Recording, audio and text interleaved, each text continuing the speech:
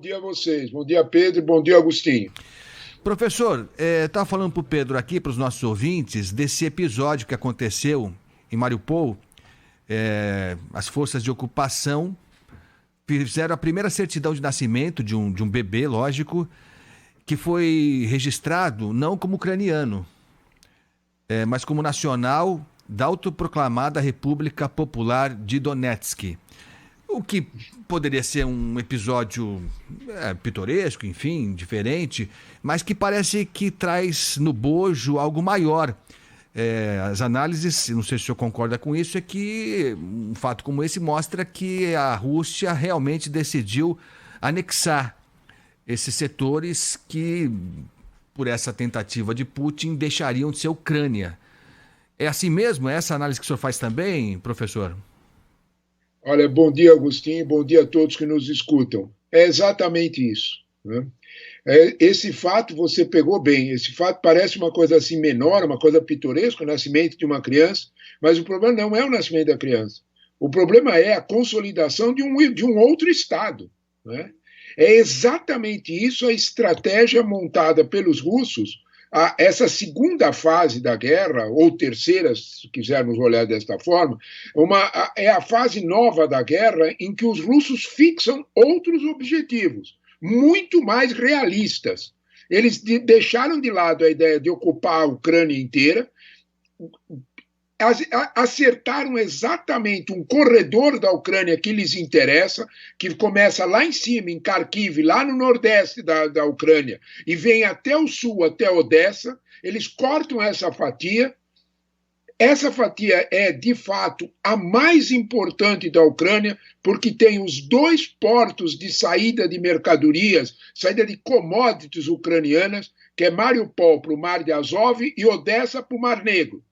Os russos vão sentar na mesa de negociação com os Zelensky, com os ucranianos, com os europeus, com a OTAN, com essa carta na mão.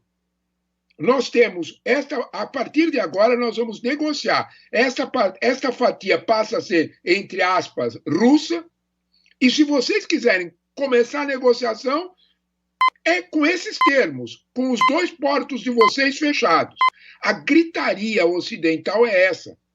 Zelensky está exatamente se preparando para isso. Ontem ele fez uma declaração bastante enfática, dizendo exatamente isso, que os russos nem pensem em negociar com a Ucrânia ocupada. Como não? Está aí a criança registrada num território de uma nova república que vai nascer exatamente para proteger a fronteira russa. Nós estamos conversando com o professor Leonardo Trevisan sobre um assunto, né, que tem várias vertentes, professor, como o Agostinho pontuou e o senhor concordou aqui, trazendo esse exemplo de um dos reflexos, né, desses conflitos que nós já estamos vivendo aí há mais de 2 meses. E eu queria falar sobre algumas ações práticas, né? A Ucrânia inundou uma cidade aí para impedir o avanço russo.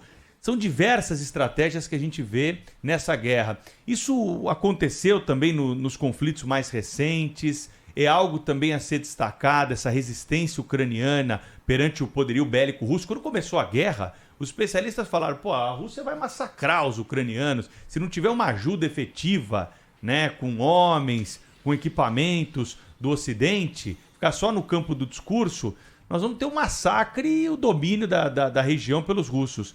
E não é bem o que a gente está acompanhando, né, professor?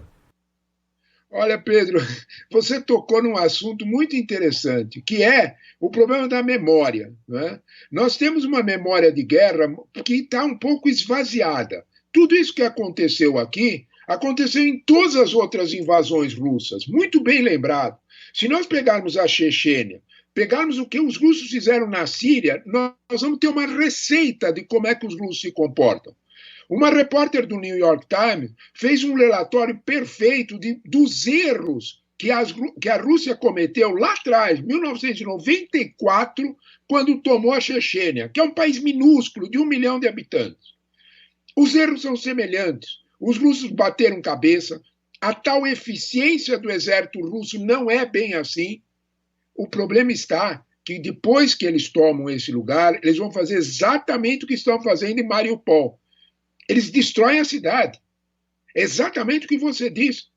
Eles vão, de alguma forma, por exemplo, Mariupol é uma cidade, um porto, que está 90%, era uma cidade de 400 mil habitantes, para você ter uma ideia do tamanho, e ela foi completamente, tem 90% dos prédios destruídos. É a mesma receita que os russos fizeram na Síria, que eles fizeram na Crimeia, é a mesma receita lá atrás que foi feito na guerra da Chechênia.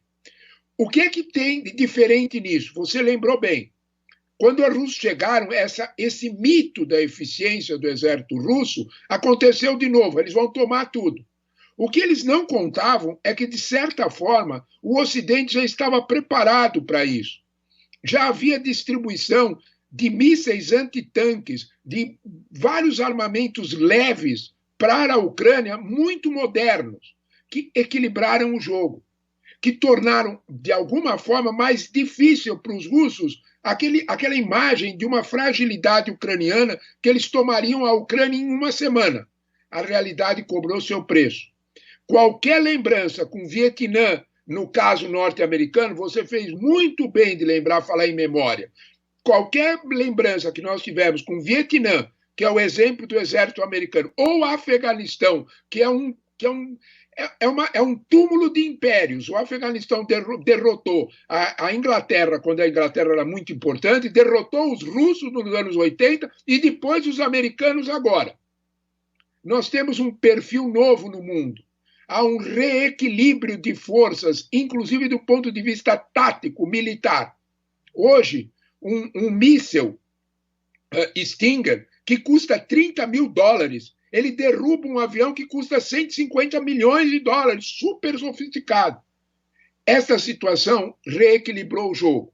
Só não reequilibrou a tática russa, que é exatamente isso, de fazer um corredor em torno da sua fronteira com a Ucrânia e criar essa proteção. É nesses termos que nós teremos a negociação sobre a Ucrânia. Ora, professor, o que dá para falar do presidente ucraniano, Volodymyr Zelensky? Que era uma figura conhecida da TV, já se falou tanto sobre isso, né? Foi eleito em função do sucesso dele como comediante, mas assim, não estava nadando de braçada, tinha muita queixa, ele não tinha popularidade assim que assumiu a presidência, né? Se criticou muito algumas medidas dele. E depois ele virou uma celebridade, realmente o mundo está observando o que parece ser uma nova liderança numa situação crítica como essa, mas eu queria saber do senhor como é que o senhor tem analisado a conduta dele na negociação, quando foi possível negociar com a Rússia, porque em algum momento surgiu a impressão de que estava próxima alguma negociação promissora. Se falava inclusive que a Ucrânia já estaria pensando em aceitar a independência das províncias rebeldes e ia se prontificar a não entrar na OTAN. Parece que era por aí, mas depois a coisa desandou. O que deu errado, hein, professor? Esta pergunta é realmente boa, Agostinho. A questão central é, primeiro, quem é Zelensky, né? Zelensky, como você resumiu, era um comediante, era mais um daqueles personagens, né, da antipolítica que nasceram pelo mundo todo a partir da crise de 2013, a partir de 2013, eles pipocaram no mundo inteiro. Zelensky era mais um, né? Zelensky era mais um personagem que era contra tudo, um comediante que fazia um papel de si mesmo, né? Um papel de um presidente meio bobo, meio sem saber o que fazer, e a realidade imitou a arte, né? Ele foi para a presidência, né? A questão central é a tua pergunta. O que é que acontece? Por que de repente tem essa sensação de que está tudo resolvido? Isso aconteceu, Agostinho, antes da guerra começar. Nós precisamos lembrar que antes, no dia 16 de fevereiro, Olaf Scholz, que é o premier alemão, foi para Moscou e trouxe de Moscou uma mensagem muito relevante. Qual era a mensagem? A Ucrânia não entra na OTAN e a Rússia retira as tropas. Se você lembrar bem, no dia 17 e no dia 18 de fevereiro, as bolsas subiram no mundo inteiro, porque o sinal era de que o problema estava resolvido. Quem foi que disse não para o problema? Este é o ponto. Quem foi que disse não vai ter acordo desse jeito? Quem disse não foi Biden. Quem disse não foram os Estados Unidos. Lavrov foi claríssimo, o chanceler russo. Não adianta mais a gente conversar com a OTAN, não adianta mais conversar com os europeus. Nós temos que conversar com Washington. A questão central é por que que Washington disse não? Esse é o ponto. Por que que parece, você lembrou bem, por que que parece que a situação está quase resolvida e volta para trás? O motivo central, ele começa a quem a Europa vai pretender fazer acordos comerciais. Com quem a Europa vai ficar? A Europa vai ficar no âmbito americano, como foi desde a Segunda Guerra Mundial, ou a Europa vai mudar para o lado chinês? Não nos enganemos. Por favor, você tocou no ponto certo. Esta guerra se refere a um desenho do mundo novo, a um novo contexto. China ou Estados Unidos? Ontem, o porta-voz da chancelaria chinesa foi muito claro. Existe, e o New York Times colocou na primeira página, existe um novo modelo de relação pós-Guerra Fria entre nós e os russos, nós, China. É disso que nós estamos falando.